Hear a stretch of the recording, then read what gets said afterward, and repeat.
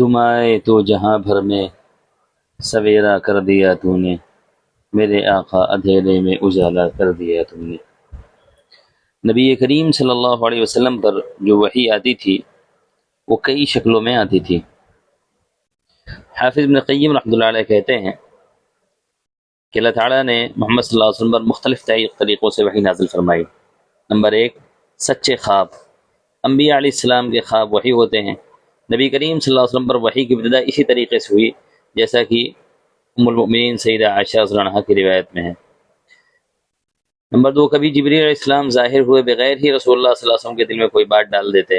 جب ایسا موقع آتا تو آپ صلی اللہ علیہ وسلم سمجھ جاتے کہ جبریل امین نے میرے دل میں بات ڈالی ہے، جیسا کہ خود نبی کریم صلی اللہ علیہ وسلم نے فرمایا کہ روح القدس نے میرے دل میں یہ بات ڈالا کہ کوئی شخص اس وقت تک فوت نہیں ہوتا جب تک وہ اپنا پورا رزق حاصل نہیں کر لیتا، لہٰذا اللہ سے ڈرو اور اچھے طریقے سے یعنی حلال طریقے سے رزق طلب کرو۔ نمبر 3، کبھی فرشتہ رسول اللہ صلی اللہ علیہ وسلم کے سامنے کسی آدمی کی صورت میں ظاہر ہوتا، وہ آپ کو وحی سناتا اور آپ اس وحی کو یاد کر لیتے۔ اس صورت میں صحابہ کرام بھی کبھی کبھی فرشتے کو دیکھ لیتے۔ نمبر 4، کبھی کبھی رسول اللہ صلی اللہ علیہ وسلم پر وحی گھنٹی کی آواز کے مانند آتی، یہ صورت آپ پر بہت گراں گزرتی، وحی کی شدت کی وجہ سے آپ کی پیشانی پر پسینہ چمک اٹھتا، اور کبھی ایسا ہوتا کہ آپ کی اٹھنی بیٹھ جاتی۔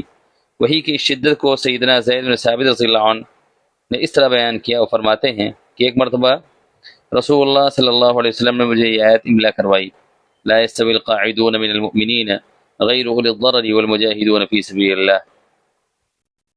اسی دوران میں اچانک حضرت عبداللہ بن ام مکتوم رضی اللہ عنہ آگے رسول اللہ صلی اللہ علیہ وسلم سے عرض کرنے لگے کہ اگر میں جہاد کی طاقت رکھتا تو جہاد کرتا۔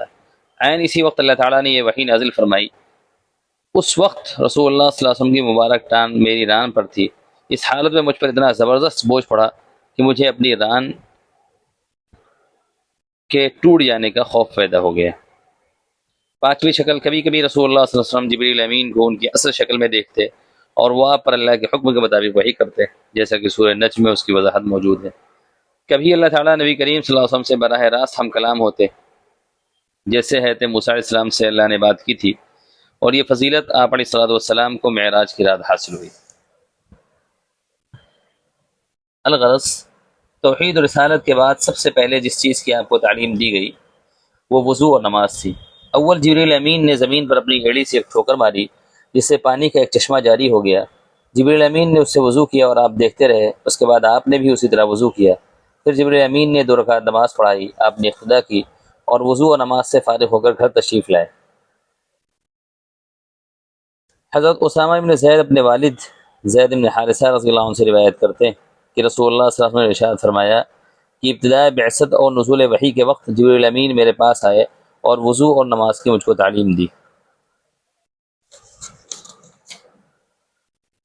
نبی کریم صلی اللہ علیہ وسلم سے ابتداء بعثت سے ہی نماز کا پڑھنا تو یقیناً ثابت ہے۔ اختلاف اس میں ہے کہ 5 نمازوں کے فرض ہونے سے پہلے جو کہ شب معراج میں فرض ہوئی، ان سے پہلے آپ پر کوئی نماز فرض تھی یا نہیں۔ بعض علماء کے نزدیک معراج سے پہلے کوئی نماز فرض نہ تھی، آپ جس قدر چاہتے نماز پڑھتے تھے، اور بعض علماء کے نزدیک ابتداء بعثت سے 2 نمازیں فرض تھی، 2 رکعت صبح کی اور 2 رکعت عصر کی۔ سب سے پہلے آپ کی حرم محترم خدیجہ الکبریٰ رضی اللہ عنہا نے اسلام قبول کیا، اور دوشنبہ کے دن شام کے وقت سب سے پہلے آپ کے ساتھ نماز پڑھی، لہٰذا اول اہل قبلہ آپ ہی ہیں، اصابہ اور عیون الاسد۔ پھر ورقہ بن نوفل مشرف بہ اسلام ہوئے۔ اس کے بعد حضرت علی رضی اللہ عنہ جو مدت سے آپ کی آغوش تربیت میں تھے، 10 سال کی عمر میں اسلام لے کے آئے اور بعثت سے اگلے روز منگل کے دن آپ کے ساتھ نماز پڑھی۔ ابن اسحاق کی روایت میں ہے کہ بعثت سے اگلے روز حضرت علی نے آپ علیہ السلام اور حضرت خدیجہ رضی اللہ عنہا کو نماز پڑھتے ہوئے دیکھا۔ پوچھا یہ کیا ہے؟ آپ نے فرمایا یہ اللہ کا دین ہے، یہی دین لے کر پیغمبر دنیا میں آئے۔ میں تم کو اللہ کی طرف بلاتا ہوں کہ اسی کی عبادت کرو اور لات و عزیٰ کا انکار کرو۔ حضرت علی رضی اللہ عنہ نے کہا یہ بالکل ایک نئی شے ہے جو اس سے پہلے کبھی نہیں سنی تھی۔ جب تک میں اپنے والد حضرت ابو طالب سے اس کا ذکر نہ کر لوں اس وقت تک کچھ نہیں کر سکتا۔ نبی کریم صلی اللہ علیہ وسلم پر یہ بات شاق گزری کہ آپ کا راز کسی پر فاش ہو، اس لیے حضرت علی رضی اللہ عنہ سے فرمایا کہ اگر تم اسلام قبول نہیں کرتے تو اس کو کسی سے مت ذکر کرو۔ حضرت علی رضی اللہ عنہ خاموش ہو گئے۔ ایک رات گزرنے نہ پائی کہ دل میں اسلام ڈال دیا گیا۔ جب صبح ہوئی تو آپ کی خدمت میں حاضر ہوئے، عرض کیا کہ آپ کس چیز کی دعوت دیتے ہیں؟ نبی کریم صلی اللہ علیہ وسلم نے ارشاد فرمایا کہ گواہی دو اللہ ایک ہے، کوئی اس کا شریک نہیں، لا تو عزہ کا انکار کرو اور بت پرستی سے نفرت و بیزاری ظاہر کرو۔ حضرت علی رضی اللہ عنہ نے اسلام قبول کر لیا۔ اس کے بعد نبی کریم صلی اللہ علیہ وسلم نے اپنے احباب و مخلصین کو اس رحمت کبریٰ اور نعمت عظمیٰ میں داخل ہونے کی دعوت دی۔ سب سے پہلے آپ نے اپنے صدیق با اخلاص اور محب با اختصاص حضرت ابوبکر رضی اللہ عنہ کو ایمان کی دعوت دی۔ انہوں نے بغیر کسی تأمل و تفکر کے اور بغیر کسی غور و تدبر کے شروعات میں ہی آپ کی دعوت کو قبول کر لیا۔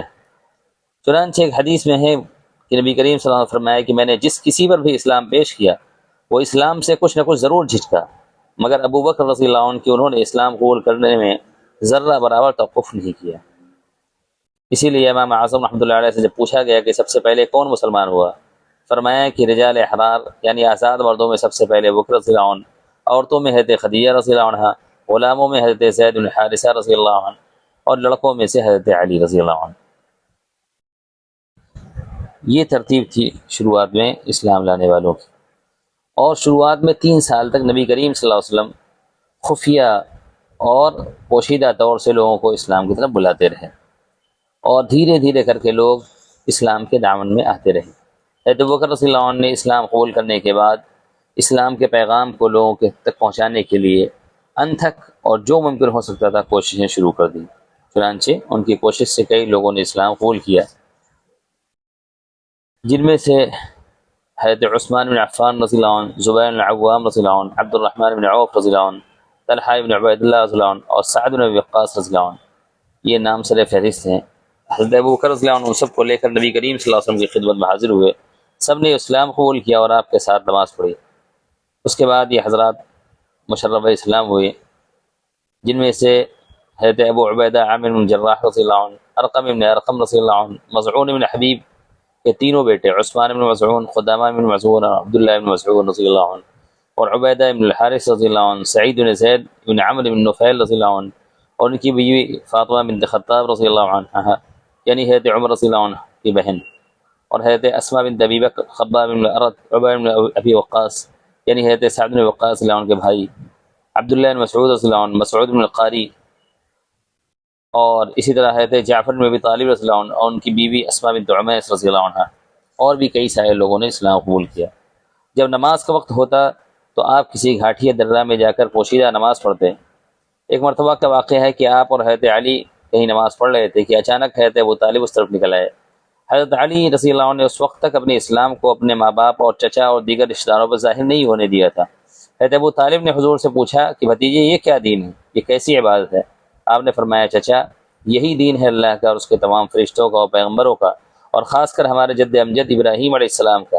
اللہ نے مجھ کو اپنے تمام بندوں کی طرف رسول بنا کر بھیجا ہے، سب سے زیادہ آپ میری نصیحت کے مستحق ہیں کہ آپ کو خیر و ہدایت کی طرف بلاؤں، اور آپ کو چاہیے کہ آپ سب سے پہلے اس ہدایت اور دین برحق کو قبول کر لیں اور اس بارے میں میرے معین و مددگار ثابت ہوں۔ ابو طالب نے کہا بھتیجے میں اپنا آبائی مذہب تو نہیں چھوڑ سکتا، لیکن اتنا ضرور ہے کہ تم کو کوئی تکلیف نہیں پہنچا سکے گا۔ اس کے بعد حضرت علی رضی اللہ عنہ کی طرف مخاطب ہو کے فرمایا بیٹے یہ کیا دین ہے جس کو تم نے اختیار کیا؟ حضرت علی رضی اللہ عنہ نے فرمایا کہ میں ایمان لائے اللہ پر اور اس کے رسول پر، اور جو کچھ وہ من جانب اللہ لے کر آئے اس کی تصدیق کی، اور اس کے ساتھ اللہ کی عبادت اور بندگی کرتا ہوں اور اس کا متبع و پیرو ہوں۔ ابو طالب نے کہا بہتر ہے، تم کو بھلائی اور خیر کی طرف بلایا گیا ہے، اس کا ساتھ نہ چھوڑنا۔ سیرت ابن ہشام جلد 1